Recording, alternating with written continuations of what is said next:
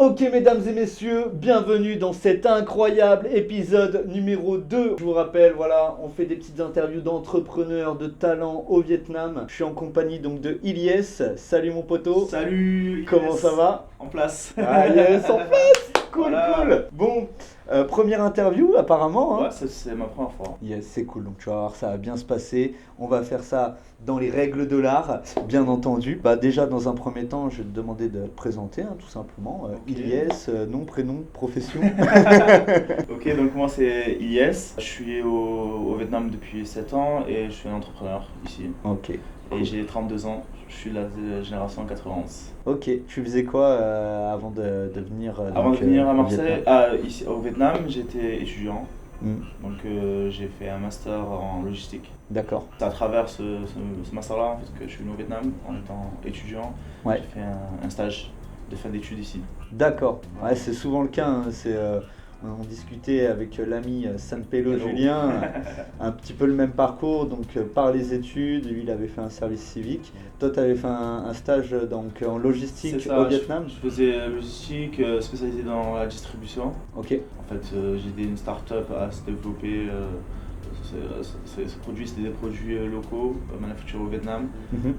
par des minorités ethniques D'accord, intéressant. du Vietnam. Donc du coup, ça m'a intéressé. Moi, j'aime beaucoup les startups, mais on en parlera plus tard. Bien sûr, Moi, j'aime tout ce qui est commence pour comprendre un peu le processus de Bien comment sûr. ça se passe.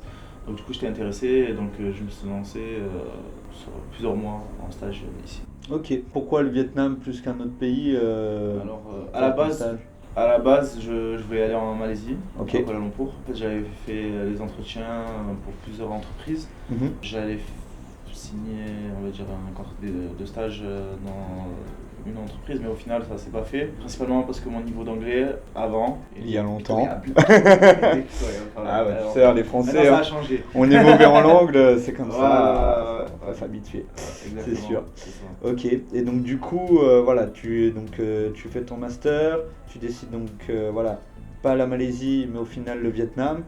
On va dire le premier choc culturel que tu as eu ici, si tu as un petit peu des souvenirs à ce niveau-là. Le premier choc, on va dire, de vie de tous les jours. Ouais, ou, dans la vie de tous les jours, on va dire entreprise. déjà dans un premier temps. Dans la vie de tous les jours, alors, la circulation, hein. Ouais, On c'est vrai. sort de l'aéroport et on voit plein de motos, déjà beaucoup plus de motos que de voitures. Hmm, Alors qu'en France, moi je viens de Marseille, c'est aussi bouché, c'est mais il vrai. y a plus de voitures que de motos. Ouais, c'est vrai. Donc du c'est coup, vrai. on voit l'inverse. Du coup, on est un peu choqué, on voit des motos passer en long, en large, en diagonale. C'est clair. Donc déjà, ouais, ça fait un waouh.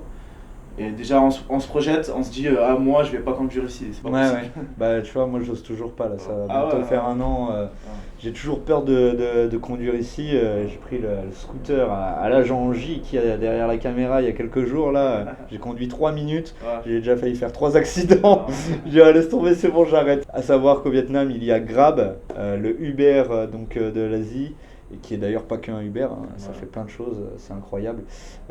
Vous avez faim à 5h du matin, vous avez besoin d'un médicament, d'un massage, de quoi que ce soit, tout est délivré à votre porte. Putain les amis, c'est incroyable. Ok, donc après voilà, ton stage, t'as décidé de rester ici ou enfin t'es d'abord retourné à Marseille? Je suis rentré à Marseille pour en fait, faire le rapport de stage. Je suis natif de Marseille, mais j'ai fait la plupart de mes études en Provence. D'accord. Donc du coup, j'étais reparti juste pour faire mon rapport de stage. À ce moment-là, en fait, j'avais pas d'idée précise. savais pas Je vraiment. savais pas ce que j'allais faire après Ok.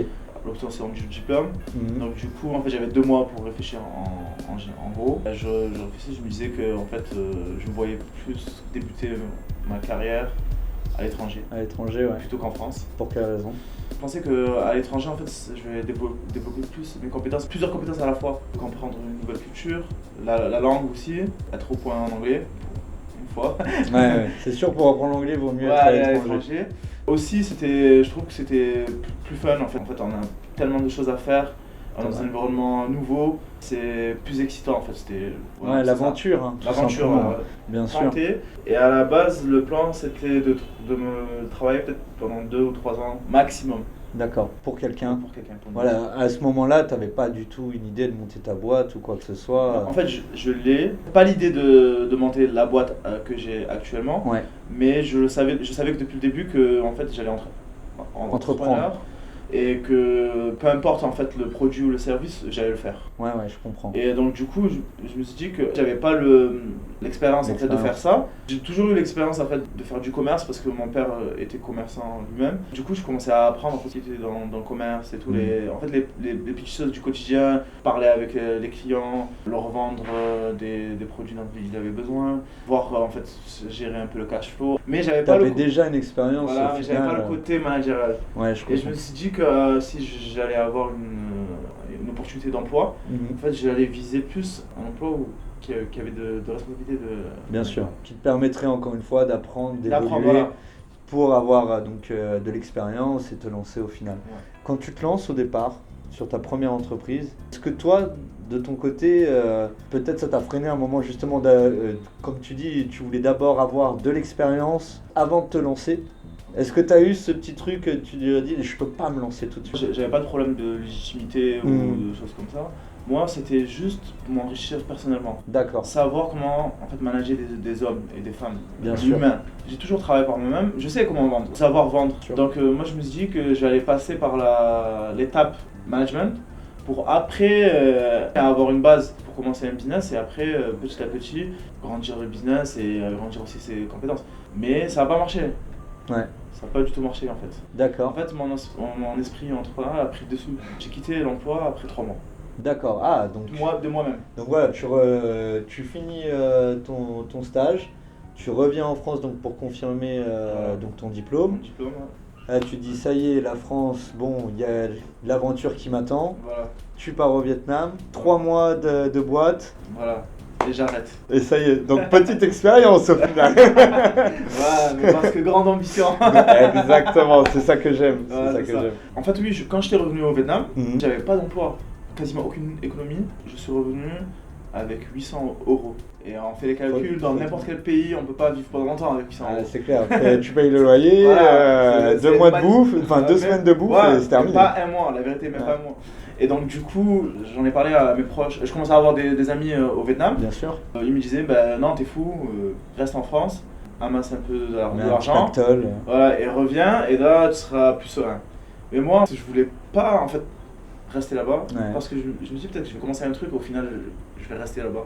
Et même mes parents, tout le monde m'a dit que j'étais fou, en fait, j'y allais avec le peu de moyens que j'avais de côté. On m'a dit la même chose. Voilà.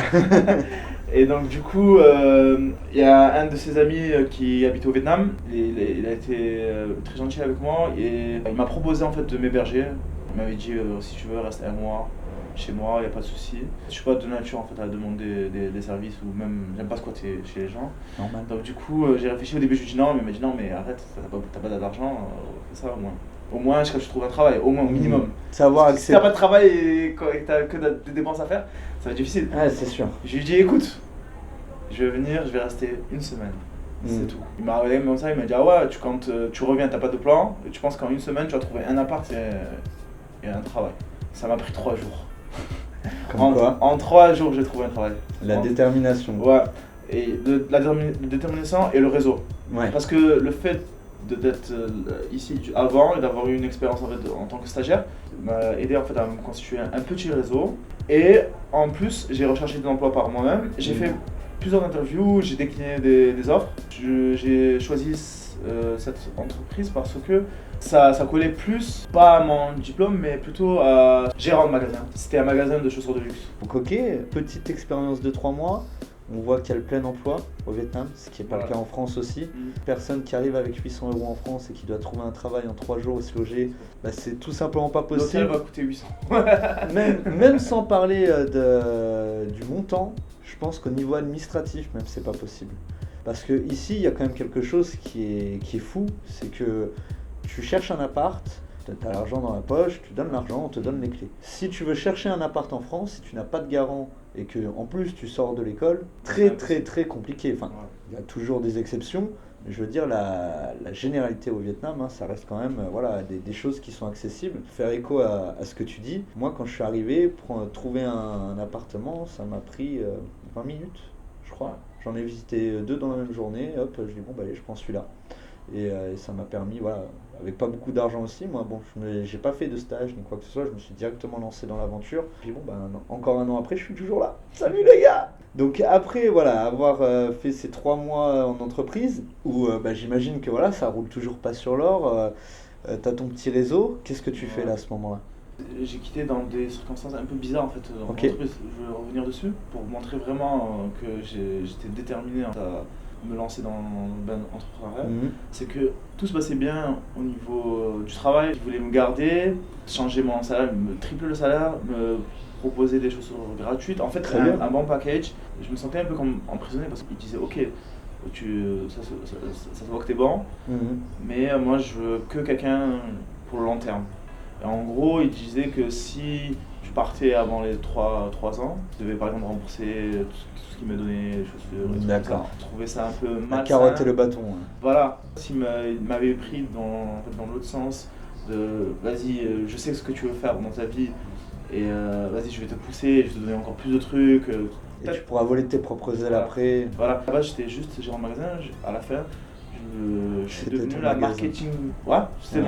mon business. Je gérais les campagnes de marketing, je faisais de décoration, en fait, de design d'intérieur, je faisais du contrôle qualité dans les usines. C'était pas prévu de base. Ouais, Je bien faisais aussi sûr. du training pour les vendeurs, je devais avoir un œil sur la compta. Ça commence à faire beaucoup. Hein. Ouais, au final, c'est pas être.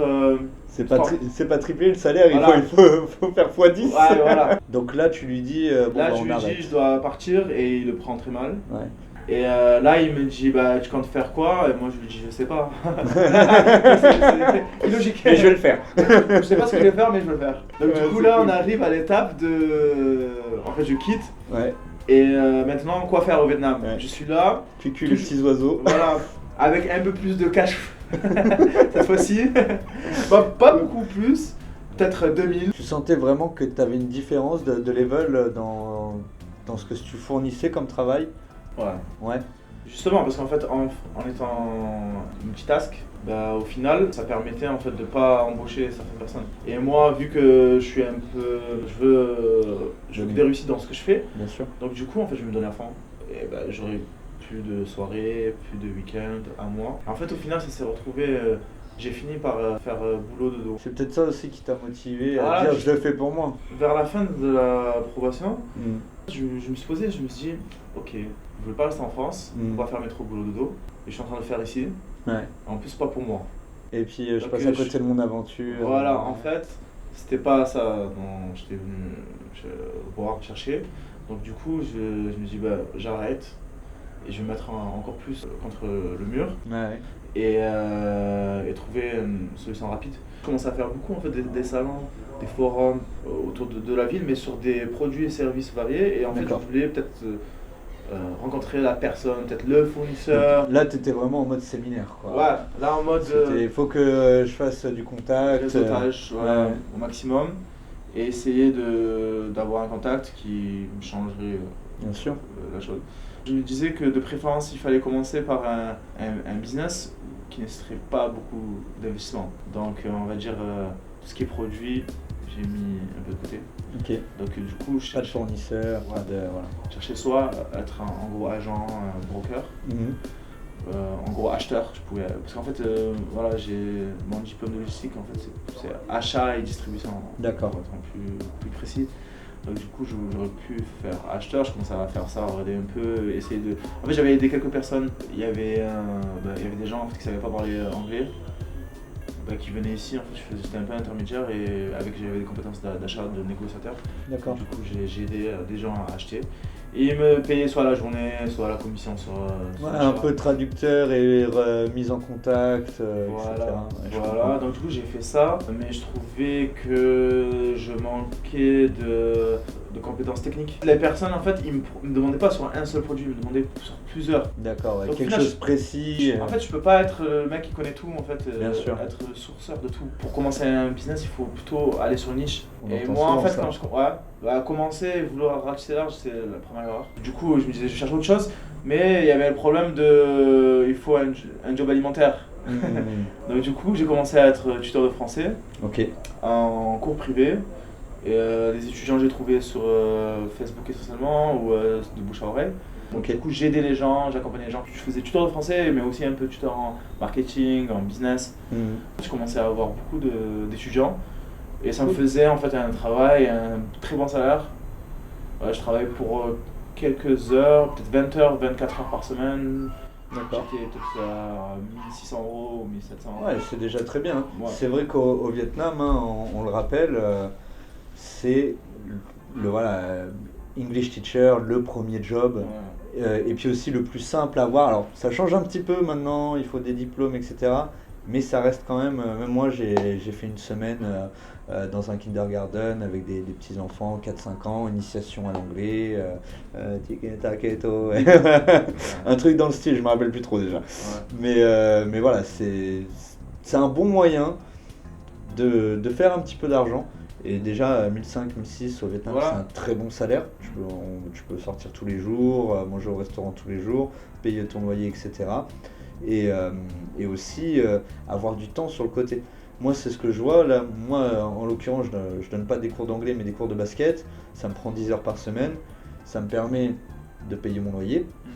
Et sur le côté, de développer mon entreprise en fait. Ok. Mes frais fixes sont payés et après c'est l'aventure, quoi. Tout ce qui Ouais. rentre en plus, je sais que voilà, ça peut aller dans mon entreprise, je réinvestis, etc. Mais ce que je faisais en fait, j'ai limité les heures et j'ai augmenté les prix. Ouais. Quand je finissais des sessions, en fait, j'ai arrêté avec certains qui pouvaient aller en classe, s'améliorer, ils avaient besoin que de moi à certains moments. Je Donc comprends. du coup, j'arrivais à faire des fois même 50 € de l'heure en Ouais, ayant c'est deux cool. étudiants. En fait, j'avais 2 étudiants séparés. C'était 2 heures et je faisais 100 € Ouais. en 2 heures. Hein. Très C'est bien. plutôt pas mal. Hein. Ah, c'est clair, c'est clair. Mais pareil que la première chose, le premier emploi. Tu te sens bloqué? Bah oui, parce qu'en fait, c'est pas ce que je veux faire. Il faut savoir que quand on parlait de choses administratives, quand on va dans un pays comme en France, à part si on va illégalement en fait, sans papier, bah, c'est très difficile en fait d'avoir un visa plus d'un Bien mois, sûr. voire au maximum, je crois que c'est 3 mois si on n'a aucun lien de parenté. Ouais.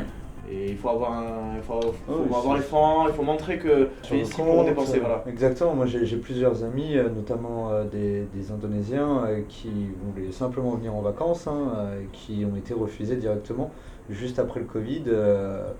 Les frontières étaient encore fermées quand même pour pas mal de monde en Europe. Et c'est vrai que c'est assez compliqué. On en parlait la dernière fois avec Julien, c'est que encore une fois on a de la chance quand même avec ce passeport français Voilà. qui est quand même bien accepté partout. Mm.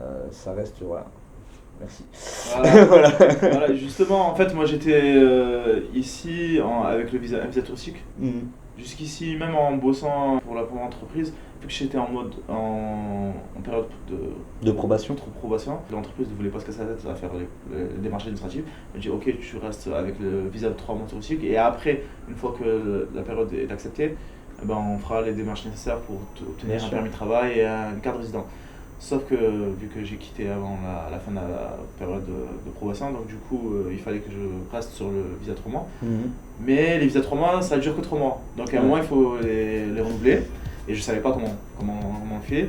Donc du coup, je commençais à demander aux gens, des agents. Et je trouvais que c'était pas clair. Et ils me disaient des choses par là, par là. Et donc du coup, je faisais ça tant bien que mal. En fait, j'allais... À l'époque, on pouvait se faire une lettre par une agence de voyage. Mhm. Et je voyageais, par exemple, en Indonésie ou en Cambodge, Laos. Mais pas encore le Cambodge. Après, j'avais découvert le truc du Cambodge. D'accord. Je vais expliquer plus tard. En fait, je volais. Ouais. Je restais 2-3 nuits à chaque fois. Mais ça coûte de l'argent, ça aussi. Mhm.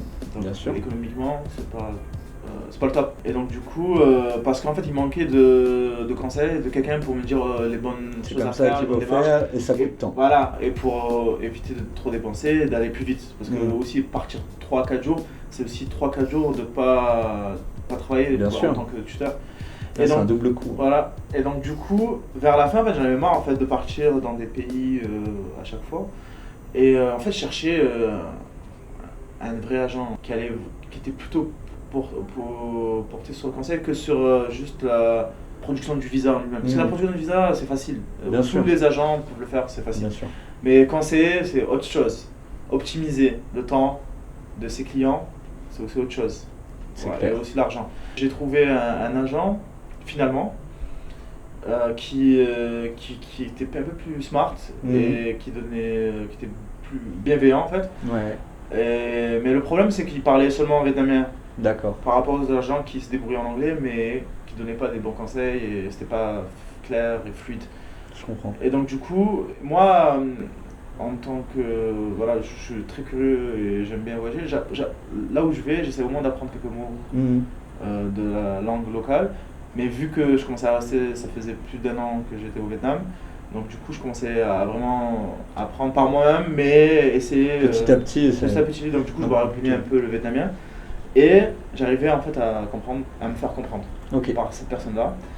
Et en fait je commençais à faire les visas pour moi-même et faire le renouvellement. Et il me disait d'aller à la frontière du Cambodge parce que c'était pas loin, c'était à 2 heures de route et que je pouvais prendre un bus pour pas cher et revenir dans la même journée. Donc j'avais plus besoin de payer l'hôtel, l'avion, tout ce qu'il faut en fait payer en plus. Ouais, comme tu Et dis, donc- tu as tout optimisé Voilà, assez j'ai tout rapidement. en optimisé, fait. juste une personne en fait qui m'a donné un bon conseil. Ok. Et qui me faisait aussi cette lettre d'invitation pour un prix qui était même moins cher Que les autres, ouais. que les autres. Et donc du coup, vu que j'avais ce plan-là, Mhm. je savais comment faire. En fait, j'ai des potes qui commençaient à me poser des questions pareilles, qui voulaient faire ça. Et T'as fait comment? j'ai fait comment et tout. Je leur disais, moi j'allais chez le mec là, et j'allais en bus là, là, là, là. Et eux, sauf qu'ils n'avaient pas le même engouement, la curiosité que moi, Mhm. ils avaient, on va dire, la flemme. Et ils me disaient, quand tu y vas, on y va ensemble. Par exemple, à la frontière, on allait ensemble. Ou bien quand il fallait renouveler le visa, tu le fais pour moi, je te donne l'argent en fait du prix, et voilà. Et moi, vu que c'était des amis, je le faisais, ok, je faisais gratuitement, et à chaque fois, je disais juste, la condition c'est qu'on le fasse en même temps. Mais le problème c'est que, ou l'opportunité, Sympa, j'aime. Voilà. C'était qu'ils amenaient des personnes extérieures D'accord. qui n'étaient pas amis avec moi. D'accord. Et à un moment Je donné, vois. je leur ai dit, les gars, je vais pas travailler gratuitement pour vous. Ting. Petite lumière qui s'allume. Voilà, donc j'ai sorti un concept, Ouais. le fameux 5 $ concept. Ah, Voilà, et bien. en fait, pour chaque service que je donnais, en fait, je ponctionnais 5 $. Je me demandais 5 $ de frais de plus. Ok. Mais ils étaient tout contents, en Bah, fait, bien sûr. c'était pas cher. Avec plaisir. Avec plaisir, donc du coup, quand on a 1, 2, 3, ça va, ça fait de l'argent de poche. Donc c'était comme j'ai dit, c'était à la fin de mon époque où j'étais en tant que tuteur. En tant que tuteur, ouais. Donc du coup, en fait, ça me faisait de l'argent de poche en plus. Un petit peu de Mais beurre dans sauf les qu'à épinards. un moment donné, l'argent de poche il devient supérieur au tutoring. D'accord. Et c'est là en fait que je me suis dit qu'il y a quelque chose à faire avec ça. Ok. Et donc, Donc, on a la création de... EasyViet. Ah, il l'a dit, eh oui, EasyViet. Si Voilà. vous voulez un visa pour le Vietnam, n'hésitez pas. Voilà, contactez-nous. Exactement. Et donc du coup, EasyViet, easy facile en anglais, Ouais. et Viet, Vietnam. Voilà. Voilà. On rentre La le simplicité. Vietnam plus facile Bien aux sûr. étrangers. Incroyable. C'est Donc ouais, alors je sais pas justement, voilà, ceux qui nous regardent, qui nous connaissent pas, moi j'ai eu beaucoup de problèmes avec les agences, pour la création de ma société, etc. C'était très compliqué. Et moi j'ai connu EasyViet en fait, 2 mois après que je sois arrivé, via Facebook. Et effectivement, voilà, maintenant même mes collègues et tout passent par ça. Et c'est vrai que voilà, j'ai que des bons retours à ce niveau-là. Donc bravo déjà, hein, Merci. parce que déjà, ne Travail. serait-ce que ça, ouais. Bien Ouais, sûr, c'est travail. toujours beaucoup de travail, mais c'est déjà un beau parcours, quoi. Nous sur cette chaîne, ce qu'on veut montrer, c'est encore une fois que tout est possible. Et donc partir d'un stage, au final faire 3 mois, avoir beaucoup de promesses, mais bon voilà, tu te sens emprisonné. Au final, tu passes tuteur anglais. En français. Et de français, pardon. On voit que de fil en aiguille, quand on est déterminé, ça marche toujours. Et ça, c'est vraiment incroyable, quoi. C'est ça. C'est mon leitmotiv.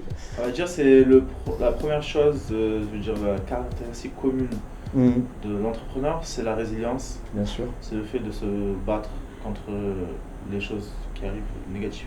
Ouais, c'est clair. Et de ne jamais renoncer, de continuer à faire. Depuis le début, en fait, ça n'a jamais été facile parce que même pour continuer sur l'histoire en fait du 5 $ service, c'est que à la base c'était juste un service monnaie, mais je veux dire c'était pas une entreprise, c'était juste je faisais en plus Un coup de main, ouais. voilà. Donc en fait un coup de main, on va dire en demandant juste de l'argent liquide, en fait ça passe. Bien sûr. Mais le 5 $, devient très petit en fait quand on monte une entreprise. Parce que là il faut Des payer, voilà, faut payer des staffs, il faut payer le bureau, fils, tout ça. et plein de choses, et aussi l'incertitude. Mhm. Parce que quand on est entrepreneur, il y a beaucoup d'incertitudes. Aucune entreprise a 100% de succès, rate de succès. Donc du coup, il y a eu des fois où, par exemple, la lettre n'est pas venue à temps, ou l'extension, parce qu'en fait, beaucoup, au fur et à mesure, en fait, j'ai étoffé en fait, les gammes de mes services. Et donc du coup, au final, je me trouvais un peu dans une situation un peu délicate auprès du client, parce que moi, la différence avec les autres agents, en fait, quand j'avais commencé cette agence, la promesse, c'était nous, on le fait mieux que les autres. Ouais. Et pour le prix équivalent, voire moins cher. Sauf que ça collait pas. En fait, il y avait un problème de qualité-prix. On ne peut pas demander la qualité top Ouais. et le prix bas. C'est Bien impossible. sûr. Sauf que moi, en fait, je me suis dit que On va essayer. on va essayer de faire comme ça. Et après, je me suis pris plein de murs. Parce que, par exemple, si une extension n'était pas faite, et donc du coup, il fallait aller en urgence dans un autre pays Mhm. pour pas être en dépassement de visa, qui peut être puni par la loi vietnamienne, voire être blacklisté. Et moi, je veux pas, je veux éviter ça Ouais, pour c'était mes pas le but. clients. Ouais. C'est Et en c'est même même temps- l'opposé du service, quoi. Et en même temps, je suis agent. Je Mm. suis au milieu en fait de l'immigration, L'immigration. le gouvernement et le client. Bien sûr. Donc du coup, c'est pas moi qui signe, qui tamponne les passeports. Mhm. Donc du coup, j'ai peu de pouvoir en fait sur ça. S'ils décident de pas accorder, c'est pas du shopping en fait. Quand on achète un visa, ça peut être accordé ou pas. C'est pas parce qu'on a payé qu'on va obtenir forcément un résultat positif. Donc du coup, je me suis retrouvé avec des gens il fallait qu'ils sortent du pays le jour même. Donc j'ai dû, par exemple, 2 fois aller en scooter de Saigon, de Ho Chi Minh Mhm. Ville, jusqu'à la frontière cambodgienne et les Oh. faire sortir du territoire et les faire re-rentrer parce qu'ils avaient, par exemple les Français, ils avaient des exemptions de visa, Mhm. donc du coup de 15 jours, donc du coup au moins en fait Et tu voulais faire revenir quoi, revenir au moins jour pour 15 jours et d'éviter le dépassement de visa. Et bien D'accord. entendu à mes frais. Eh oui. Et je demandais pas parce que je me trouvais genre Tu voulais le coupable service un de peu. qualité. Ouais, Voilà, ouais. Mais en fait j'avais rien à voir. Moi j'ai essayé, ça n'a pas marché. Mhm. Ben normalement, ben ouais, ça marche pas. Il n'y a pas tout qui peut marcher. Mais parce que j'étais tellement dévoué que je voulais montrer que l'entreprise était au top, donc je faisais ça. Et au final, je me retrouvais négatif. Et ça veut dire que négatif, mais pas seulement sur ce service-là. En fait, sur même les services des autres que je faisais, parce que vu que Bien sûr. je faisais payer juste un petit prix. Donc du coup, quand j'échouais sur un service, ça me faisait perdre le gain en fait, de dizaines, de vingtaines de services d'autres personnes. Donc je me suis dit là, il y avait un problème Donc business. là, à cette époque-là, tu étais encore tout seul. J'étais tout seul, je louais un bureau virtuel. Ok. J'avais pas vraiment un bureau, mais j'avais l'emplacement. Une boîte et- postale. Une boîte postale, voilà, et j'avais en fait l'endroit me laissait utiliser en fait le fauteuil et la table des fois quand j'accueillais les clients. Sinon généralement j'allais voir directement. En fait, en plus j'avais un service de livraison gratuit pour 5 $, c'est tout. Le fameux $5. Voilà, le fameux 5 $. Et donc du coup, bah voilà. À un Ok. moment, je me suis posé, je me suis dit, ça va pas. Soit j'ai 2 choix, soit je diminue la qualité et je fais en fait comme les autres Vietnamiens, les autres agences. Mhm. Donc du coup, quand c'est la politique de Donc, l'autruche, ouais. quand T'es un parmi tant d'autres après. voilà, quand ça marche pas, ben, tant pis, je suis désolé, je ferme la Ouais. boutique. Ou sinon, j'augmente les prix. Mhm. Donc du coup, j'ai choisi bien évidemment augmenter les prix. Et donc voilà, petit à petit, en augmentant les prix, en fait, je générais plus de revenus. Donc j'ai pu ramener du staff et donc diluer en fait la charge de travail petit à petit jusqu'à pouvoir en plus connaître de mieux en mieux les services Bien que sûr. j'offrais. Ça évolue. Il faut savoir que quand c'est quelqu'un sur la vie au Vietnam, surtout la vie administrative, les procédures administratives, c'est que c'est pas on apprend une fois, c'est pas une science à vie. Ah, c'est sûr, hein, Ça il change. y a des quotas à l'immigration, Voilà. la loi peut changer du jour au lendemain. Ça change, voilà, Il faut du jour au s'adapter. lendemain. Quoi. Et donc du coup, un jour, on est là à dire quelque chose au client, Mhm. et le lendemain, on dit autre chose. Et il faut avoir le tact pour faire comprendre que ici, en fait, c'est le changement, et que ça Mhm. dépend pas c'est pas de ma faute. En fait. On revient à ce que tu disais un petit peu, c'est aussi la première qualité d'un entrepreneur, c'est savoir vendre. Ouais. Ça reste un produit que tu vends, un service on peut dire, mais voilà, il faut savoir le vendre, savoir parler au client, s'adapter à la personne, etc. Bien sûr. Donc là, on va dire que voilà, à partir du moment où tu as commencé à embaucher, là, ça fait combien de temps qu'EasyViet est ouvert? Ça fait, j'avais ouvert en fait une page Facebook Mhm. et qui avait pas encore créé l'entreprise. Donc du coup, j'étais en mode pirate. Donc, d'abord Mhm. montrer ce que je vaux Et après, puis essayer aussi avant de faire la voilà, structure. essayer de voir si ça génère du revenu ou pas. Et après, je me suis dit, bah, au bout d'un moment, si j'arrive à faire tant, eh ben, je vais créer l'entreprise directement. Donc du coup, l'entreprise a été officiellement créée en juin 2019. Juin 2019, d'accord, donc il y a 4 Ça ans. fait, ouais, ça fait 4 ans, mais ce business-là, en fait, je l'ai commencé il y a 5 ans et demi. Ok, 5 ans. ça t'a pris 1 an et demi Ça de prend un mise an. au point, quoi. Alors, au début, en fait, quand je faisais ça, Mm. ce business-là, c'était sous mon nom. Dans Mhm. le sens, on m'appelait Ilyes Visa, Ilyes permis de conduire. Je fais aussi des permis de conduire. Voilà, Cliquez encore sur notre Ilyes, service. chercher permis de conduire. J'ai cherché, clic, clic, clic, clic. Et donc du coup, voilà, on me contactait individuellement, mais Ouais. sauf que c'était pas ça en fait, ce que je voulais. Donc petit à petit, en fait, je les faisais basculer sur la page d'EasyViet. Mhm. Et donc, on va dire vers la fin de 2018, j'utilisais la page d'EasyViet. Ok, Et après, j'ai créé quelques mois plus tard la structure. Et ça prend du temps en fait. En fait, je l'ai créé Bien bien sûr. avant, mais ça prend du temps parce que vu que c'était une Toutes les structure procédures. étrangère, on va dire à une partie étrangère. Mhm. Donc du coup, ça a pris peut-être 2 mois et demi Ouais. pour faire les papiers. Voilà, l'entreprise a été créée. J'avais une seule personne avec moi qui m'aidait et voilà, petit à petit, Ça, ça a ça grandi. s'est grandi. On passait d'une boîte postale, puis après une table dans un coworking space, puis après 2 tables, 3 tables, 4 Incroyable. tables, et après avoir un bureau privé. Oh, Et là maintenant. j'en ai pas encore. Mais bientôt. À bientôt.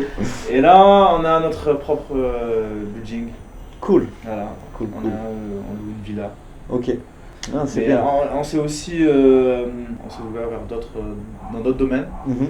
Et donc du coup, grâce à EasyViet, c'est un point en fait de contact. Vu Bien que sûr. j'avais les contacts des gens qui venaient au Vietnam, donc du coup, les gens aussi me posaient des questions sur d'autres choses, dont les questions sur comment ouvrir une entreprise au Vietnam. D'accord. Et donc du coup, Chapitre 2. j'avais la data en fait des gens en fait qui voulaient venir, mais sauf que moi ma structure, elle était vraiment dédiée aux expatriés et au service administratif d'un expat de base. Mhm. Mais pas d'un entrepreneur, pas fiscaliste, pas de comptabilité. Donc du coup là, je suis passé dans un autre business, j'ai ouvert une autre entreprise Mhm. qui s'appelle Optimum Capital. D'accord. Et que grâce à cette entreprise, en fait, dès que j'ai une demande de renseignements sur l'ouverture d'entreprise de Au la part des Vietnam. clients d'EasyViet, en fait, je les renvoie vers mon autre boîte qui a des professionnels, Mhm. des consultants et des comptables qui peuvent répondre aux questions de D'accord. base et voire même commencer en fait faire les démarches. Donc tout est connecté, quoi. En fait tout est connecté. En fait le point de base c'est EasyViet. Mhm. Après c'est un move. Voilà. vers La d'autres personne, entreprises. on va dire, voilà, elle est expatriée, elle est embauchée par, je sais pas, hein, je dis n'importe quoi, une société française basée au Vietnam. Tu lui as fait son visa, c'est bon et tout, c'est fait. Voilà. La personne qui dit voilà, moi je veux mon visa, mais tiens, je veux monter une entreprise, hop, il y a la deuxième entreprise derrière. Voilà. Et il me semble même, on pourrait même dire une troisième, où c'est la même aussi qui va faire la comptabilité Ouais, de c'est la la même. société, c'est la même. En fait, c'est une entreprise de comptabilité, en fait, Optimum Capital. D'accord, C'est pas une entreprise de juristes. d'accord. Alors, on n'a pas d'avocat, mais par contre, on a des comptables en fait qui connaissent les procédures d'ouverture d'entreprise et qui sur les papiers, sur un peu la fiscalité et tout. Donc, du coup, en fait, qui fait que. Qui en vont fait, pas répondre à Voilà. tes questions Voilà, et pour beaucoup moins cher que d'aller voir un avocat voilà, fiscaliste. un avocat, il va peut-être charger le triple de ce qu'on fait. Ouais, bien sûr. Voilà. C'est vrai que j'ai vu des prix assez impressionnants. Je me suis dit, ouais, parce que on se dit vite, tiens, ouvrir une entreprise au Vietnam, ça coûte pas cher. Mais en fait, c'est sûr que voilà, quand on parle pas vietnamien et que on arrive ici, forcément au début on est un peu perdu. Et c'est comme tu dis, hein, y a énormément de gens où ils savent pas regarder, où ils vont aller voir des agences et on a des prix de folie, et puis le service n'est pas rendu derrière, etc. Voilà. Moi, c'est ce qui m'est arrivé personnellement. Voilà. Donc, Et donc, ouais. Allez le voir. voilà. Et donc du coup, voilà, en faisant ça, j'ai bien séparé en fait parce qu'en fait, on s'adresse à deux types de population. En fait, les gens des expatriés, c'est pas forcément, ils n'ont pas les mêmes besoins. Ils ont le même besoin de base d'avoir un visa pour arriver. C'est l'entrée, on va Voilà, dire. l'entrée, ça se fait par EasyViet et les entrepreneurs sont envoyés vers la structure Optimum Capital. Et après, sont renvoyés vers Smart Business Hub. Bah évidemment. Qui est la troisième société qu'on a créée ici au Vietnam. D'accord. Qui est un genre de centre d'affaires, centre ou maison pour entrepreneurs. On loue des bureaux ou même des coworking space. Ok. On fait aussi des événements. En fait, on a un genre de rooftop café. Ok. Et on fait des événements régulièrement là-bas. Et le but, en fait, c'est de faire grandir la communauté d'entrepreneurs assez grand, mixte, local et international. Très intéressant. Voilà. Et donc du coup, on essaie en fait de pousser les initiatives des gens. Par exemple, si quelqu'un en fait a une idée au Vietnam de se lancer sur quelque chose, eh ben nous, par exemple, on va lui donner, en fait, il peut faire un workshop, une présentation. C'est de la mise en relation. Et ça sera gratuit pour cette personne-là. Et donc du coup, c'est comme ça en fait qu'on aide les entrepreneurs. Ah, c'est un très très beau projet, hein. Vraiment. Comme c'est ce qui manque, hein, je pense, et partout, spécialement en France, où entrepreneur c'est presque une insulte. Enfin, ça commence un petit peu à changer, vraiment, on va dire, chez les jeunes, où on voit qu'on n'aime plus réellement faire carrière 20 ans dans une entreprise, mais ça a été longtemps comme ça a vraiment été diabolisé, hein. Je me rappelle. Tu vois, mes grands-parents, si je leur disais, allez, je vais vendre des chaussures. Ils vont dire, mais ta vie de bohème, mais que vas-tu faire? Non.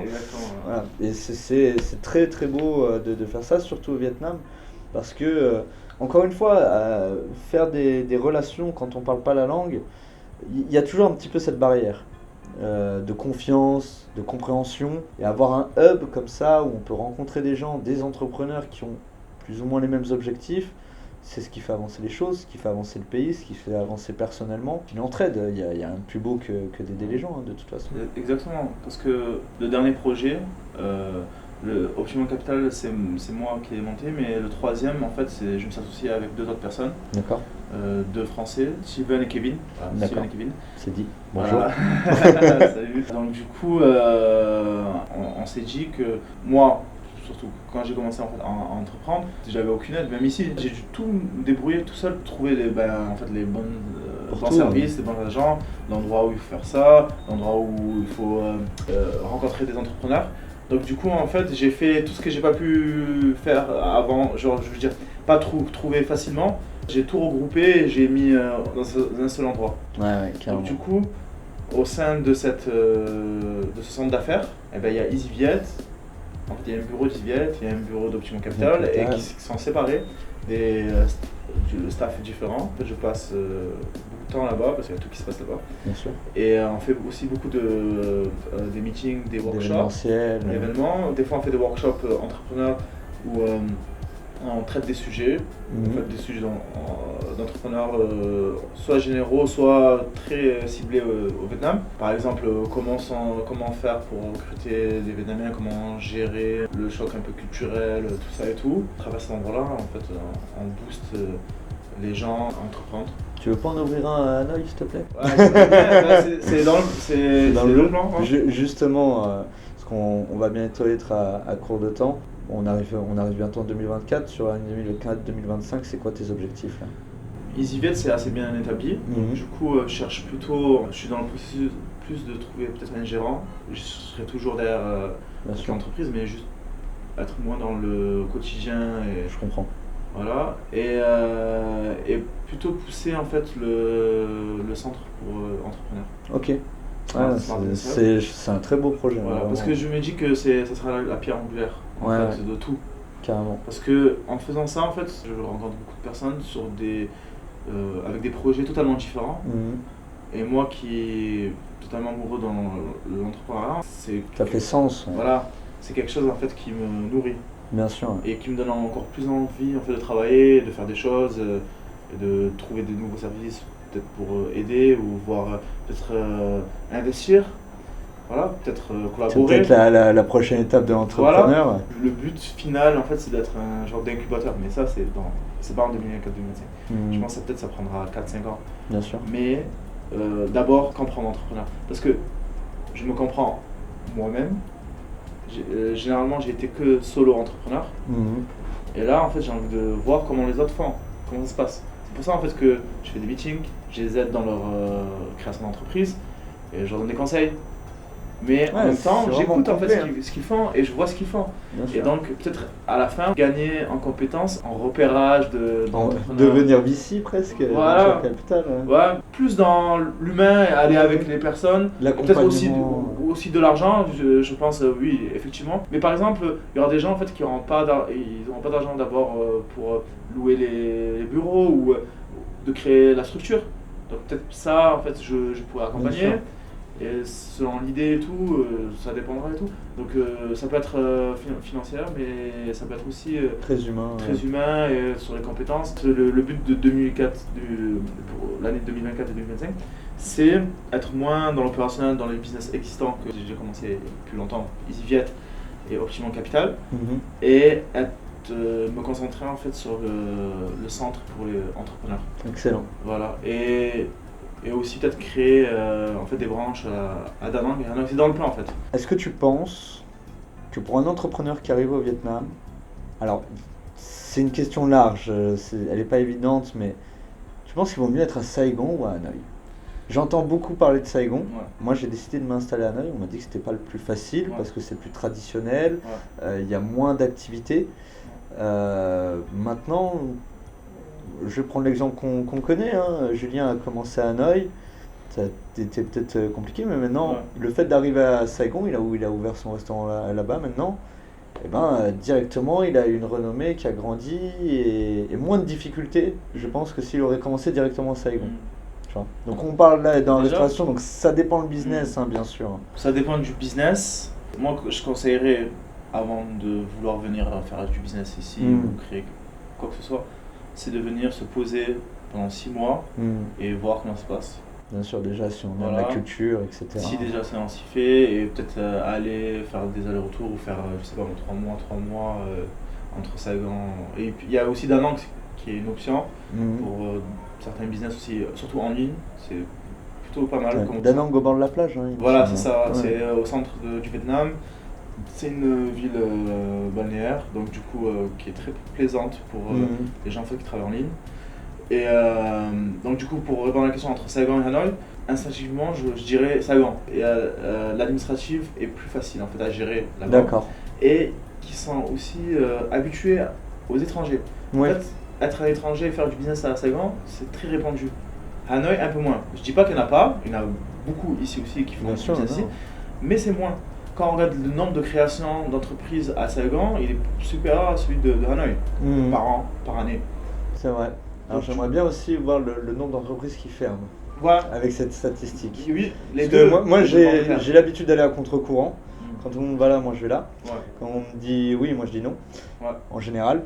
Et c'est pour ça que vraiment, j'avais aussi parce que j'ai un ami qui était ici et ça m'a permis d'avoir une porte d'entrée et de m'installer. Mais voilà, j'entendais beaucoup ça et je voulais avoir ton avis là-dessus. Mais en tout cas, Elias, merci beaucoup. C'était une très belle interview, je suis très content de ce deuxième épisode. Merci beaucoup à tous, abonnez-vous, cliquez, etc. Tu connais la charade. Et puis allez, un gros bisou du sud et du nord du Vietnam. Ciao, la bise. Ciao, ciao.